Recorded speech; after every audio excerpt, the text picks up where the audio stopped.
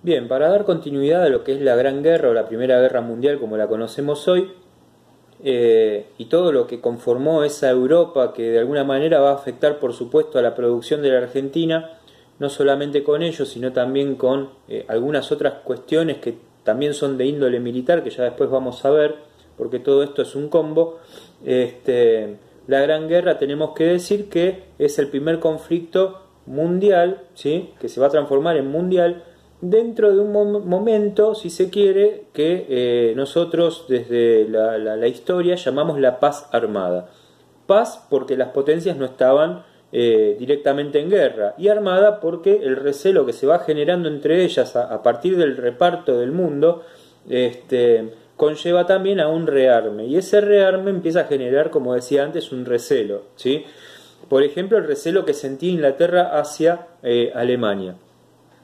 Sin embargo, hay un hecho particular. No vamos a caer en la trampa de que el factor principal y primordial de la Primera Guerra Mundial tiene que ver con la muerte de Franz Ferdinand, el asesinato de Franz Ferdinand, que era el archiduque de Austria-Hungría, sino más bien que tenemos que relatar una serie de factores, que yo ya lo hice en la clase anterior, que conllevan de alguna manera al estallido, y uno de ellos es justamente el reparto del mundo. Evidentemente las ambiciones, por supuesto, que han desarrollado a través del tiempo las grandes potencias conllevaron a ello. ¿Qué pasa mientras tanto con los Estados Unidos? Los Estados Unidos sigue cerrado hacia adentro, ¿sí? Estados Unidos sigue pensando en ser el arma fundamental de América. América para los americanos, ¿se acuerdan de esa frase? Bueno, Estados Unidos todavía piensa de esa manera.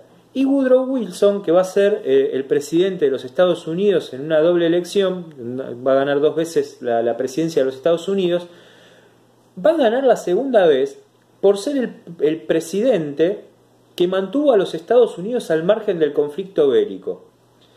Pero cuando gana, inmediatamente tiene que hacerse cargo e ir a la guerra, ¿sí? Bueno, eso después lo vamos a ver de manera particular, pero fíjense también cuál es la cuestión, cómo ahí, además de los soldados argentinos, de los seres humanos, de los argentinos que van a pelear a la guerra, también tenemos a Norteamérica que mira, ¿sí?, desde lejos, intentando no prestar atención, pero que termina participando del conflicto bélico.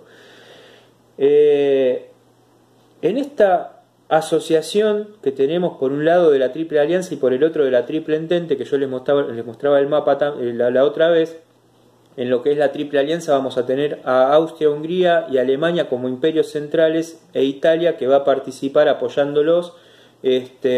Por el otro lado vamos a tener a Inglaterra en la Triple Entente, que le va a brindar su apoyo a Rusia, ¿sí?, y por otro lado con la participación de Francia, ¿sí? ¿Qué es lo que pasa acá? Bueno, todo se inicia también, como otro de los factores, con el reparto de las migajas que iba dejando el Imperio Otomano, que nosotros vimos ya, que ustedes habrán visto también en segundo año, ¿sí?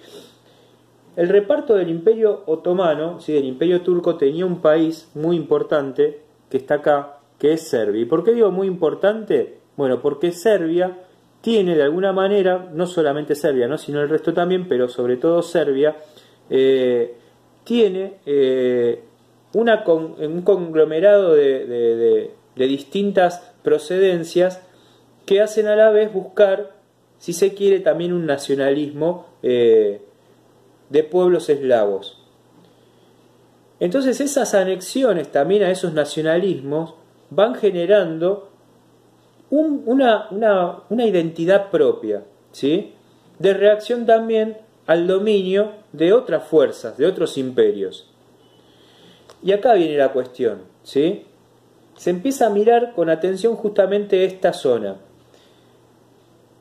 Y el Imperio Turco el Otomano todavía está, ¿sí? Es decir, que también influye en esta tensión, en esta soga que se está tensionando cada vez más. Y se van produciendo entonces los bloques armados para también, como factor, tratar de generar en esta cuestión un futuro reparto.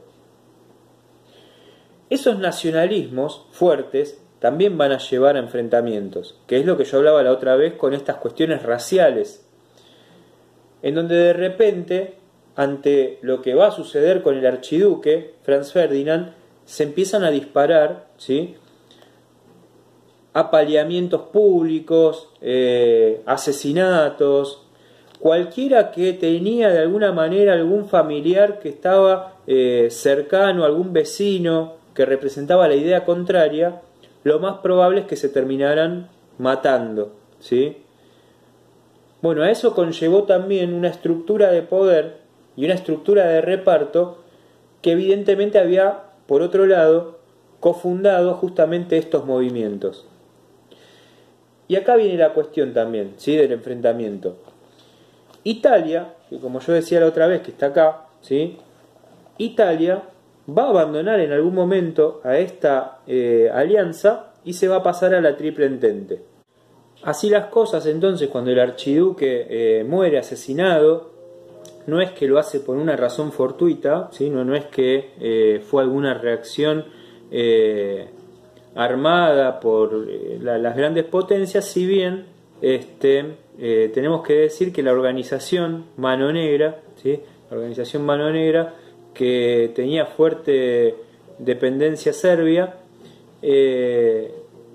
había organizado el asesinato, ¿sí?, una organización que les voy a dejar algo a consideración, de tintes, a ver, acá les puedo leer. Este atentado fue la excusa perfecta de Austria para terminar con el nacionalismo serbio, ¿sí?, en principio. En Bosnia había sido anexionado el territorio del Imperio Austrohúngaro, a pesar de la negativa de Serbia, que alentaba la unión de todos los pueblos eslavos del sur, que es lo que yo relataba antes. Por esta razón, los serbios contaban con organizaciones secretas que alentaban la lucha contra los Habsburgo, familia que gobernaba el imperio. A una de estas organizaciones, conocida como la Mano Negra, pertenecía el joven estudiante que mató al heredero del trono imperial, ¿sí? Entonces Serbia se apoyaba en esas organizaciones secretas justamente para poder elaborar un plan de acción, ¿sí?, en torno a un nacionalismo que enmarcaba, como decíamos antes, a todos los pueblos eslavos. Así las cosas es como se empiezan a hacer las declaraciones de guerra, ¿sí? Austria-Hungría, que le impone una serie de puntos a Serbia, Serbia los acepta, pero no algunos otros, como por ejemplo la participación policial austrohúngara en Serbia, porque eso era condenar la soberanía. Entonces recibe el apoyo de Rusia, que entendía que si podía apoyar a Serbia y amalgamarla a su alrededor, también podía anexionar nuevos territorios y hacerse más grande, ¿sí? Bueno, entonces ahí se empieza a configurar este organigrama, este mapa, esta cartografía, en donde se generan alianzas, ¿sí? Alemania apoya a Austria-Hungría, ¿sí?, porque aparte eran, en parte eran, digo, un imperio central. Y en esa situación, ¿sí?, Alemania, como decíamos antes, no es cualquier potencia, es la potencia que le arrebata la calidad industrializadora que llevaba el Reino Unido, ¿sí? Entonces el Reino Unido, que tenía ese recelo con Alemania, que en algún momento intenta mediar en esta gran guerra que se va a desatar, termina, por supuesto, declarando la guerra.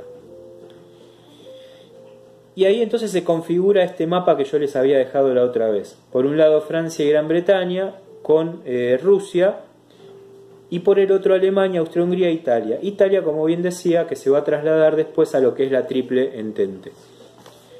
Así es como empieza esta guerra de masas que se supone que va a durar poquitos días, ¿sí?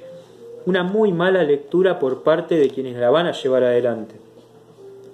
Entonces tenemos que hablar, como decíamos antes, de una guerra de masas con un entusiasmo bélico muy importante, traducido por un fuerte nacionalismo que se va a empezar a desarrollar en torno no solo a las potencias, sino a lo que es Serbia, con una Rusia configurada como un imperio zarista, es decir, un imperio con un poder central, un vasto imperio con un poder central. Rusia va a ser quien más soldados pierda, va a perder millones de soldados. Ese conflicto relámpago que se suponía de muy poquitos días, que se inicia con el asesinato de Franz Ferdinand como excusa, los factores fueron los otros, va a terminar siendo en realidad un conflicto de batallas largas y sangrientas, que va a pasar a ser una guerra de movimientos, como estábamos acostumbrados en el mundo, guerra de movimientos, a una guerra de trincheras, que después van a ver lo que es una trinchera y qué pasaba en esas trincheras como fuerte condicionamiento social. Y también vamos a ver cómo esto es el desastre de Rusia, que va a conllevar a la configuración definitiva de lo que va a ser la revolución de Lenin, que a la vez esos ideales de revolución leninista van a comenzar a influir con sus ideas en la Argentina. Entonces tenemos dos cuestiones que influyen a la Argentina, como decía la clase pasada. Por un lado, este conflicto bélico que bloquea de alguna manera el comercio, tanto para importar como para exportar, y le genera un problema económico. Y por otro lado, la llegada de nuevas ideas que en lo posterior, incluso después de finalizada la Gran Guerra, se va a encontrar con el movimiento fascista también en este entramado. ¿Cómo afecta aquello con lo nuestro, ¿no? con lo argentino en particular? Después vamos a ver lo que es la economía de guerra, ¿sí? Que es la orientación de los bienes hacia la misma. Pero para que tengan en cuenta más o menos cómo es esto que damos en llamar, desde la actualidad, la Primera Guerra Mundial. En la Primera Guerra Mundial murieron 20 millones de personas. La prolongación del conflicto de personas, no estamos hablando estrictamente de soldados. La prolongación del conflicto acentuó los efectos mortíferos de los nuevos armamentos, las ametralladoras con las que enfrentaba la tradicional carga de la infantería, los poderosos cañones, las granadas, los torpedos, que echaron a pique los barcos mercantes en el Atlántico y los gases tóxicos. Argentina también va a perder barcos. Producidos por las grandes empresas farmacéuticas, que se usaron por primera vez en la contienda. Producidos por las grandes empresas farmacéuticas, es decir, aquellos que te curaban con los medicamentos, producen aquellas toxicidades que terminan conllevando a muertes. ¿Sí? En el frente occidental los alemanes invadieron Bélgica y penetraron en Francia, pero fueron detenidos en la sangrienta batalla de Ypres, entre octubre de 1914 y mayo de 1915. Desde entonces, el frente se estabilizó y la guerra de movimiento se convirtió en guerra de desgaste. Ypres funcionó como ese espacio geográfico en donde la guerra se estancó. No fue ni para un lado ni para el otro, y se generó entonces esta contienda que pasó a ser del relámpago a una contienda bélica de 4 años. Nos vemos la próxima.